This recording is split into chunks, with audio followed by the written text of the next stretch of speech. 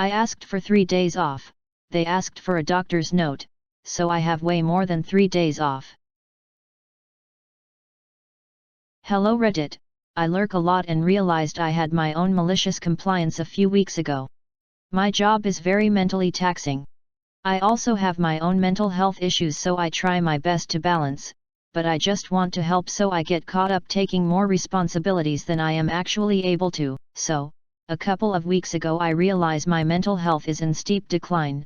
I was ignoring the signs to push through, but anyone with mental health issues knows that you can only ignore the signs for so long. I try to get ahead of a mental crash and talk to my supervisor to tell them that I need 3 days off.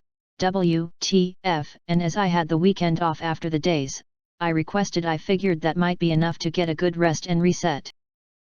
I did tell my supervisor why I needed the days, burnout, mental health, and they said they understood and would get back to me. They contact me back. I say they because right now I technically have 2 supervisors running my division, and say they can probably give me Wednesday, Thursday, but that they couldn't give me Friday. I ask if we can do Tuesday, Wednesday, Thursday instead, and I could work the Friday, have my long weekend, and that should still be fine. They say they will get back to me. I get a text soon after to ask me to help cover other shifts, and I obviously can't, so I decline. They get back to me the next day. We can get your shifts covered for Wednesday and Thursday, but not Tuesday, and you have to make up the hours. That was the straw. I just broke. I was asking for a break because I was working too much, because it was hard for me to say no. I even call them, they had me on speaker, in tears, and explain even further why I need the days. I have been going through trauma therapy and my mental health has been declining. I had told them that I had spoken to my doctor and that my doctor said I was showing signs of burnout and recommended some days off, which is true, as I had talked to him the day before. All they heard was doctor and said we need a doctor's note. Okay, fine. Good thing I have another appointment. I had to work that day, just defeated because they couldn't find anyone to cover my shifts. I talked to my doctor and he says that he can tell I'm in distress and he puts me on 2 weeks of leave immediately. They did not look pleased when I handed in my doctor's note. That was 2 weeks ago. I went back to the doctor and he extended my leave for at least another month. Cause straw broke the camel's back and my mental health just went down the drain. Oh, also, when I gave them my doctor's note with 4 weeks on it, one of them wouldn't even look at me and the other just said, "Oh, doctor's note, thanks." TLDR, so that's the story of how I asked for 3 days off to try to rest and reset and ended up with at least 6 weeks, with no confirmed return date. Edit 1, holy barnacles, this blew up. I thank everyone for all their support. Also, for all those asking, no, I am not in America. And I was able to apply for sickness benefits. Edit 2, I can't thank everyone enough for the support, it is immensely encouraging. My husband has been reading your lovely comments. I wish I could reply to them all. For everyone having their own struggles and still being so kind, it is very appreciated, and I'm hoping everyone gets what they need to recover/get better. Now to the comments. LOL, I read the doctor's note. Thanks, like the kid with the avocado, and good on your doctor seeing you were burning out and giving those first 2 weeks off. Upvoting just because I love that video of the kid with the avocado. Can never get enough of it. An avocado. Thanks.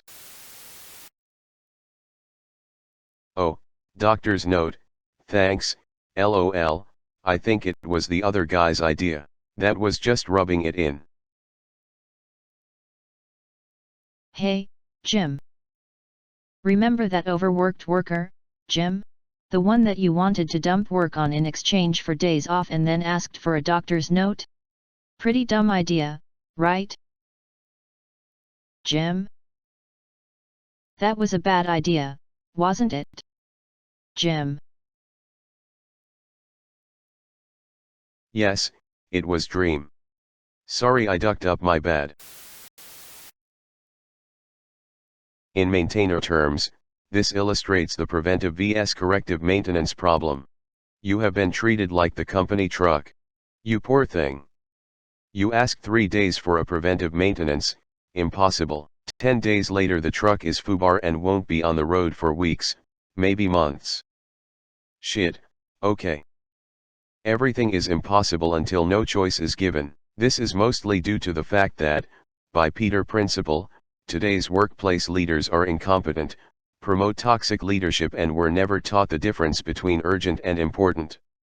See Eisenhower urgent/important principle. Every word of this is true and should be read and absorbed by bosses and employees alike. What good does it do the company to run your best employees into the ground, anyway, instead of supporting them to lift your company to new heights? It's a recipe for mediocrity and don't care not my job employees. There was a company I almost worked for who had ridiculous policies. You work a shift but find out 6 hours in if you work 10 hours instead of 8. And at the 8-hour point if you work 12 instead of 10.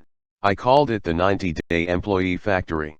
They intentionally burned you out so they could avoid increased pay and benefits. I never understood why not staffing good employees for guaranteed hours, and end shift times, wasn't a good policy for them. These places will honestly run out of potential new hires at a point because of burnout. You'd think solid, reliable employees would be cheaper than to train new people constantly. I hope the rest and reset really helps you. Remember how they treated you. Like a piece of a machine, something to wring profit out of. A new job may be in order. Was thinking the same thing. OP, you were destroying yourself for them, and they literally didn't care. Put out your feelers. You deserve better, everyone does. I don't understand how companies can work like that. You need to take good care of your employees. I got my hand stuck between something last week. Took my fingernail off. My work told me, just stay home for a couple of days. And let us know how things are going. And that's how it's supposed to be. OP replied. That's right, that's how it is supposed to be, but it sadly isn't. Uneasy. I know it's probably overstepping, but I just wanted to mention, as a mental health nurse, often trauma therapy will make you feel worse before it gets better, so hang in there and look after yourself. Did you still get paid for the time off? OP replied. Not from work, but I have been able to sort out benefits to help with expenses while I'm off. That was gonna be one of my questions. The other is this. Is your job there still secure considering you're unable to work for an extended period of time for medical/mental health reasons, or can they use that as a reason to let you go?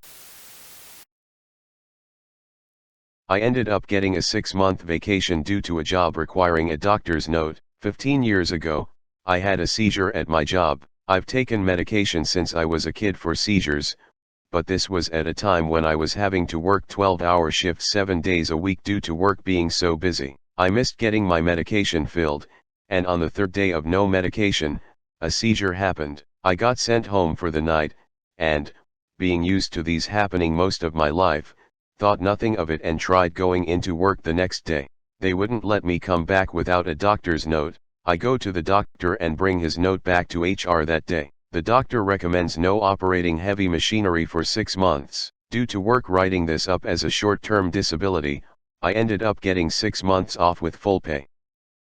This happened in March, so I got to enjoy the entire spring and summer getting paid to not come into work due to them wanting a doctor's note. I feel like that is different because your company did the right thing in asking for medical clearance and got the right outcome. A 6-month seizure-free period is totally typical for what is medically and legally recommended prior to driving/operating heavy machinery. Not a malicious compliance story, but I was having a really hard time with a case a few years back. I'm a lawyer and a sole practitioner. The other side were just scorched earth pieces of shit no matter how simple the issue, they had to make it huge, and it was a contingency case so I only got paid if we settled, and it was kind of a loser of a case, Client lied to me before I took the case. I technically could have gotten out, but there was still a small chance of winning with a huge potential payday. My wife sees I'm starting to crumble and she's trying to be as supportive as she can. Finally, she tells me I should go see my doctor. I go in and tell him how much trouble I'm having, and even just saying it I'm barely holding back the tears. I was a wreck. He says, "Don't worry, I'm not going to let you leave here without getting some help." That did it. I actually started crying. Only this time it was from relief instead of stress. Just hearing those words made me feel better. Got on some antidepressants and prescribed Xanax and referred me to a psychologist. Just walking out of there with a plan made me feel 100% better. Got through trial and the small chance at winning didn't work. But at least I still had my sanity. And it really helped uncover some latent mental health issues that I had, so all told it was kind of beneficial.